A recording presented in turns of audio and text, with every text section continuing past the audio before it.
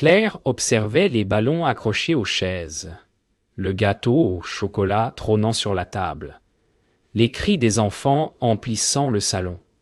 Tout semblait parfait. Pourtant, alors qu'elle déposait les bougies, un frisson la parcourut. Par réflexe, elle leva les yeux vers la grande baie vitrée. Derrière la pluie qui glissait lentement sur la vitre, une silhouette immobile la fixait. Un clown. Le visage blafard, le nez rouge, les yeux creux. Il ne bougeait pas, mais son sourire semblait grandir à mesure que Claire restait figée. « Claire !» appela Anna depuis la cuisine. Quand Claire se retourna, la fenêtre était vide, le souffle court. Elle tenta de rire de sa propre peur. Mais au fond, une question s'imposait. Qui avait invité le clown? Les rires reprirent aussitôt, couvrant le battement précipité du cœur de Claire. Elle tenta de se convaincre qu'il s'agissait d'un reflet, d'un invité déguisé resté dehors. Léo, rayonnant, réclama qu'on allume les bougies. Alors qu'elle penchait l'allumette, une brise froide traversa la pièce. Les flammes vacillèrent. Derrière les enfants, le rideau bougea lentement, comme si quelqu'un l'effleurait depuis l'extérieur. Marc leva son appareil pour immortaliser le moment, ignorant que son flash, dans la pénombre, allait saisir bien plus qu'un simple sourire d'enfant. L'appareil photo cliqueta, puis un second flash illumina la pièce. Claire cligna des yeux, aveuglée. Mais l'espace d'une seconde, elle jurerait avoir vu un éclat rouge derrière les enfants. « Tu l'as vu ?» murmura-t-elle à Anna, qui secoua la tête, amusée. Pourtant, la sensation d'être observée persistait, oppressante. Une goutte d'eau tomba du plafond, puis une autre. En levant les yeux, Claire vit que la condensation semblait venir de la fenêtre, ruisselant en forme de main. Elle recula, et sous le bruit des enfants, un rire grave, étouffé, se fit entendre. Marc vérifia l'écran de son appareil. Les clichés défilaient, les enfants, le gâteau, Claire souriante, puis sur une photo, quelque chose d'étrange. Derrière la vitre, juste au-dessus des ballons, un visage blanc, grotesquement maquillé, apparaissait dans le reflet. « C'est quoi ça ?» souffla-t-il. Claire s'approcha, blême, le clown, exactement comme elle l'avait vu. Mais quand ils tournèrent la tête vers la fenêtre, elle n'offrait plus qu'un vide noir. Un courant d'air glacial traversa la pièce, soufflant les bougies à moitié. Les invités rirent, ignorant la tension qui glaçait le couple. Claire tenta de reprendre contenance, serrant Léo contre elle. « Allez, fais un vœu !» souffla-t-elle. Mais au moment où il ferma les yeux, une ombre passa sur son visage. Une ombre rouge. Un rire bref, lointain, retentit de nouveau, cette fois dehors, dans le jardin. Marc courut vers la fenêtre. Rien, juste la pluie et les feuilles agitées. Pourtant, dans la flaque près du mur se reflétait un visage blafard. Le clown souriant, immobile. Puis l'eau vibra, comme si quelqu'un y riait encore. Le lendemain matin, la maison baignait dans une lumière grise. Claire rangeait les restes de la fête, tandis que Marc transférait les photos sur son ordinateur. Les images défilaient une à une, banales. Jusqu'à ce cliché. Celui où le clown apparaissait, net, comme s'il posait avec eux. Marc recula, fixant l'écran. Les enfants riaient autour du gâteau et derrière la vitre. Il était là, plus proche qu'hier. Claire sentit son estomac se nouer. Aucun d'eux ne se souvenait d'un clown. Pourtant, tous les invités juraient l'avoir vu, comme s'il avait été réel, juste assez pour exister dans leur mémoire. Marc imprima la photo. L'encre sécha lentement, révélant chaque détail du visage peint. « Regarde !» « Ses yeux !» murmura-t-il. Claire approcha, la gorge serrée. Le regard du clown semblait suivre quiconque tenait la photo. Même Léo, en entrant dans la pièce, s'arrêta, intrigué. « C'est lui, maman !» dit-il doucement. Celui qui m'a fait coucou par la fenêtre. Claire sentit son sang se glacer.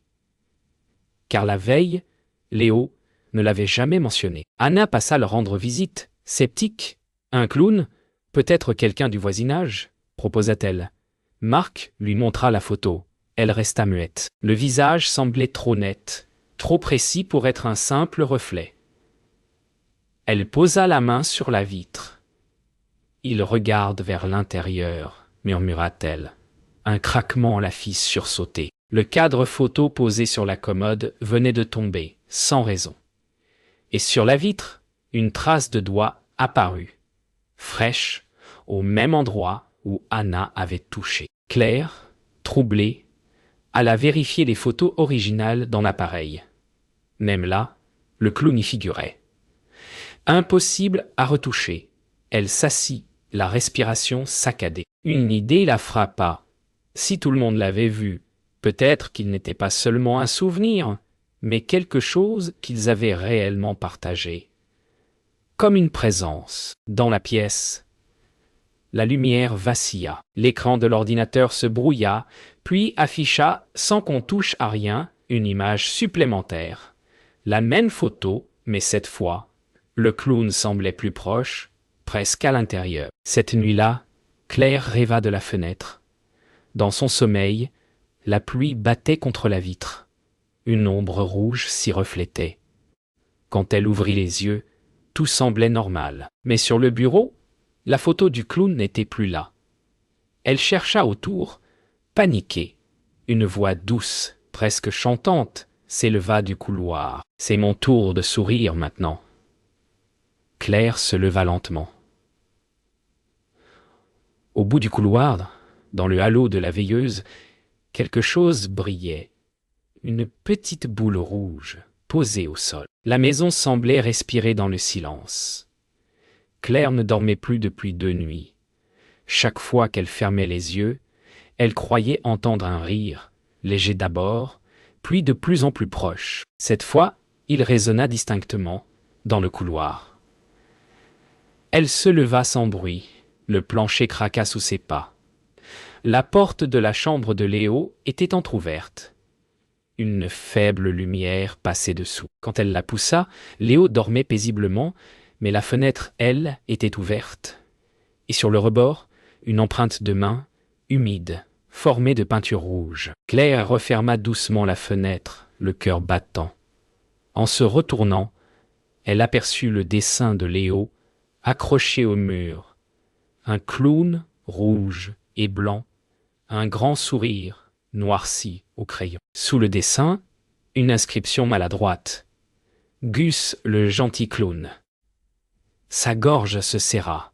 « C'est lui que tu as vu », murmura-t-elle. Une petite voix répondit, à moitié endormie. « Il vient quand il pleut, maman, pour me faire rire. » Claire recula, glacée. La pluie redoubla dehors, et un coup discret résonna contre la vitre. Le matin, Marc tenta de la rassurer. Les enfants inventent. Claire, pourtant, il remarqua à son tour les marques rouges sur le rebord. Il prit une photo, curieux, mais sur l'écran de son appareil, la trace paraissait différente, plus nette. 5 doigts, très longs, comme s'ils avaient glissé lentement vers l'intérieur. Et au fond du cliché, dans la vitre, une forme à peine visible. 2 ronds blancs, parfaitement symétriques, des yeux. Cette nuit-là, la pluie ne s'arrêta pas. Claire resta éveillée, fixant la fenêtre. Léo dormait dans sa chambre, mais parfois, elle croyait entendre des pas sur le parquet du couloir. Des pas légers, réguliers, accompagnés d'un bruit grinçant, comme un ballon qu'on tord. Elle descendit au salon, persuadée d'y trouver l'origine. Le silence l'accueillit. Puis, soudain, un éclat de rire se fit entendre derrière elle. Elle se retourna.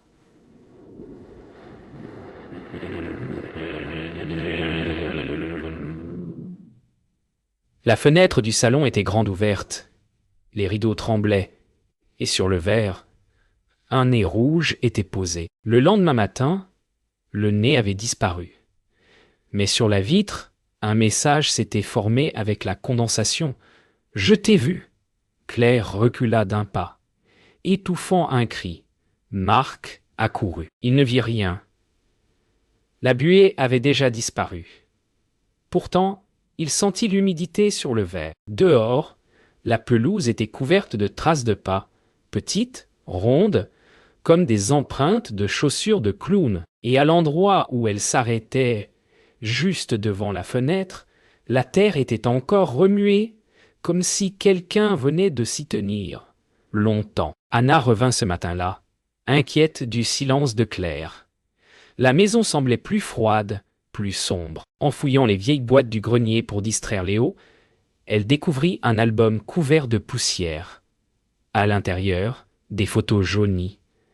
La même maison, mais des visages inconnus. Sur l'une d'elles, un homme souriant en costume de clown, entouré d'enfants. Au dos, un nom écrit à la main, Gustave Ravel, 1985. Claire sentit son estomac se nouer. Marc fronça les sourcils. « C'est la fenêtre du salon, » murmura-t-il. Sur la photo, derrière le clown, la même vitre, exactement la même. Ils descendirent au salon, photo à la main. Claire fixait la vitre. « Il était ici. » Avant nous, Marc hocha la tête. Anna relut les archives locales sur son téléphone.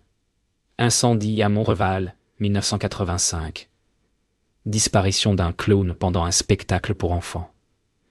Le silence se fit lourd. Léo arriva, tenant un ballon rouge trouvé dans le jardin. « Il m'a dit que c'était pour moi, » dit-il calmement. Claire sentit la panique monter. Le ballon tremblait légèrement, comme s'il bougeait de lui-même. La nuit suivante, Claire rêva de l'incendie. Des rires d'enfants, des flammes, et ce clown courant entre les sièges, cherchant à sauver quelqu'un. Elle se réveilla en sursaut, trempée de sueur. Dans le couloir, elle crut apercevoir une ombre passer. Une odeur de fumée flottait dans l'air, bien réelle cette fois. Elle suivit la trace jusqu'à la cuisine. Sur le mur, dans la suie qu'elle n'avait jamais remarquée, se dessinait une silhouette de clown. Les traits étaient flous, mais le sourire, lui, restait net. Anna fouilla plus profondément dans les archives. Elle découvrit que Gustave Ravel était mort ici, dans cette même maison.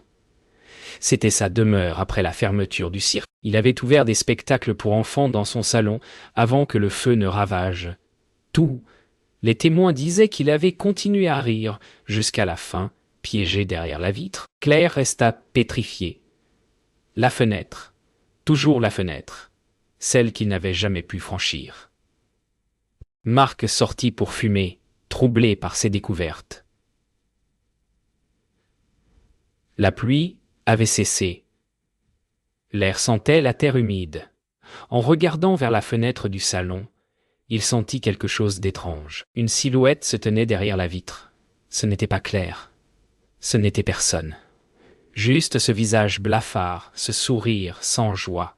Et cette fois, les yeux bougèrent, lentement. Directement vers lui, Marc laissa tomber sa cigarette. De l'intérieur, un rire étouffé lui répondit. Depuis ce soir-là, Léo parla de plus en plus souvent à Gus, le clown. Claire tenta de l'en dissuader, mais il répondait toujours avec le même sourire tranquille. « Il vient jouer, maman. » Une nuit, alors qu'elle entr'ouvrait la porte de sa chambre, elle le vit assis sur son lit, chuchotant vers la fenêtre. « Tu veux que je lui dise bonjour ?» dit-il soudain. Claire sentit ses jambes faiblir. Elle s'approcha lentement, mais quand elle regarda dehors, il n'y avait personne. Seule la trace d'une main, fraîche, glissa lentement sur la vitre de l'extérieur. Le lendemain matin, Claire retrouva le ballon rouge accroché à la poignée de la porte d'entrée. Une ficelle humide pendait, et sur le nœud, une petite étiquette. « Pour Léo !» Elle la montra à Marc, qui blêmit. Ils décidèrent de brûler la photo du clown. Mais lorsqu'ils l'allumèrent, la flamme s'éteignit aussitôt, comme étouffée par une force invisible. Une odeur âcre de plastique brûlé emplit la pièce. Sur la table, La photo se reformait lentement, intacte. Dans la soirée, Léo disparut quelques instants. Claire le retrouva dans le jardin, debout sous la pluie, riant tout seul. « Il voulait que je voie son cirque, maman !» cria-t-il joyeusement. Derrière lui, la lumière du salon se reflétait sur quelque chose d'étrange. Des traces de pas rouges, formées dans la boue, menant vers la forêt. Claire le prit dans ses bras, terrifiée, mais il pointa du doigt la fenêtre. Le clown y était, immobile, plus proche que jamais. Anna arriva en urgence, alarmée par les messages paniqués de Claire. Ensemble, elles décidèrent de quitter la maison pour la nuit. Mais à peine eurent-elles franchi le seuil que le téléphone sonna. Marc décrocha. Une voix grave, éraillée, résonna. « Laissez-le rire encore un peu. » Le combiné tomba au sol. Dehors, le ballon rouge s'envola lentement, disparaissant dans les nuages. Et au même instant, un reflet bougea derrière la vitre, comme si quelqu'un agitait la main. Quand la nuit tomba, la maison resta silencieuse. Claire se leva, incapable de dormir, et descendit au salon. La photo du clown était posée sur la table, seul. Mais maintenant il n'était plus derrière la fenêtre. Il se tenait dans la pièce, à côté de la famille. Le cœur de Claire se serra. Un bruit de ballon qui grince emplit l'air. Elle leva lentement les yeux vers la vitre. Dehors, dans le reflet, elle vit la scène. Mais sans elle, le clown avait pris sa place. Marc ne supportait plus le silence pesant. Décidé à comprendre, il fouilla dans les vieilles affaires retrouvées au grenier. Au fond d'une malle, il découvrit un album noirci, couvert de cendres. En le feuilletant, il trouva des photos de la maison avant l'incendie. Des enfants rieurs, un salon coloré, et toujours le même visage peint, celui du clown. Mais sur la dernière photo, un détail glaça Marc. Derrière Gustave, à travers la vitre, une silhouette lui ressemblait étrangement. Ses propres traits, son propre visage, figé dans le temps. Claire comprit alors que quelque chose liait la maison à eux. Elle prit la photo et l'observa attentivement. La vitre, toujours la même, semblait absorber chaque génération de ceux qui y vivaient. « Il ne peut pas partir, murmura-t-elle. Alors il nous regarde. » À cet instant, un bruit de verre la fit sursauter. La fenêtre venait de se fissurer sans raison. Une mince ligne rouge se forma dans la fissure, comme si la maison saignait lentement. Anna, terrifiée, proposa de briser la fenêtre pour le libérer. Marc attrapa un marteau et frappa de toutes ses forces. Le verre se brisa, mais derrière, il n'y avait pas l'extérieur, pas de jardin, juste une obscurité profonde, mouvante comme une scène sans fin. Et dans cette noirceur, un visage se forma lentement, éclairé de l'intérieur. Gustave, son sourire s'élargit, ses yeux s'ouvrirent, et un souffle chaud s'échappa du vide. « Merci », murmura-t-il, avant que tout ne s'éteigne d'un coup. La maison resta plongée dans un silence total. Puis, lentement, la télévision s'alluma toute seule. Sur l'écran, un enregistrement tremblant apparut. La fête d'anniversaire de Léo, mais filmée d'un autre angle, comme depuis la vitre. Le clown y était présent, bougeant parmi les invités, saluant la caméra. « Ce n'est pas possible !» balbutia Claire, et dans le reflet de l'écran, derrière eux, un mouvement attira leur regard. Quelqu'un se tenait à la fenêtre. À nouveau entière. Le souffle du vent fit frissonner les rideaux. Marc s'approcha de la fenêtre, hypnotisé. Dehors, la pluie avait cessé, mais le verre vibrait encore. Son reflet changeait, lentement. Ses traits se déformaient. Son sourire s'étirait. Claire. « Regarde, regarde, » murmura-t-il. Son visage devint blanc, puis se maquilla d'un rouge spectral. À l'endroit où se trouvait Marc, il ne restait plus qu'un éclat de rire, et une silhouette vêtue de rouge et de blanc, immobile, à la place du reflet. Claire hurla le nom de Marc, mais seul un écho lui répondit. Son reflet avait disparu. À la place, derrière la vitre, se tenait le clown, immobile, un sourire tordu sur le visage. Léo pleurait.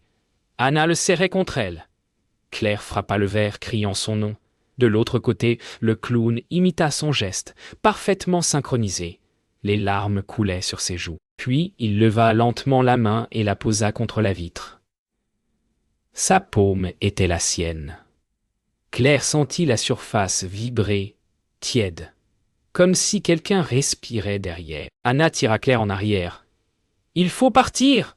cria-t-elle. Mais quand elles se tournèrent, la porte d'entrée était close. Le verrou venait de se tourner tout seul. La télévision s'alluma de nouveau, projetant des images de fête, des enfants riant, des ballons, des visages heureux, et parmi eux un clown qui faisait des tours. Le même. Il leva les yeux vers la caméra. Et cette fois, il parla. « Restez un peu, on n'a pas encore pris la photo de famille. » Les lumières s'éteignirent. Léo sanglotait dans le noir. Dehors, la pluie recommença à tomber. Et un rire retentit, grave et profond. Claire tâtonna, cherchant un interrupteur. La lampe s'alluma d'un coup. Devant eux, sur le mur, des silhouettes d'enfants projetées dansaient comme des ombres vivantes. Puis, lentement, une cinquième ombre se glissa parmi elles. Celle d'un homme grand, au chapeau pointu. Et quand la lumière vacilla, cette ombre s'approcha, se détachant du mur. Claire attrapa Léo et courut vers la porte arrière. Le vent soufflait si fort qu'elle peinait à voir. Derrière eux, Anna hurlait. « Il est là !» Claire se retourna. Dans le salon, le clown se tenait au milieu de la pièce. Le visage de Marc semblait se fondre avec le sien, son regard suppliant, perdu dans la peinture blanche. « Aide-moi !» souffla une voix familière. Mais déjà le sourire reprenait le dessus, et le clown, lentement, leva son appareil photo. Le lendemain matin, la pluie s'était arrêtée. Les voisins trouvèrent la maison vide, les portes ouvertes, la table encore dressée. Sur le buffet, un appareil photo posé. Dedans, une seule photo. La famille Duval, Anna à leur côté, et derrière eux, le clown. Tous souriaient, tous regardaient la caméra. Personne ne semblait forcé. Pourtant, au fond du cliché, dans le reflet de la vitre, une dernière silhouette se dessinait. Un petit garçon tenant un ballon rouge, un ballon qui, lentement, s'élevait vers le ciel.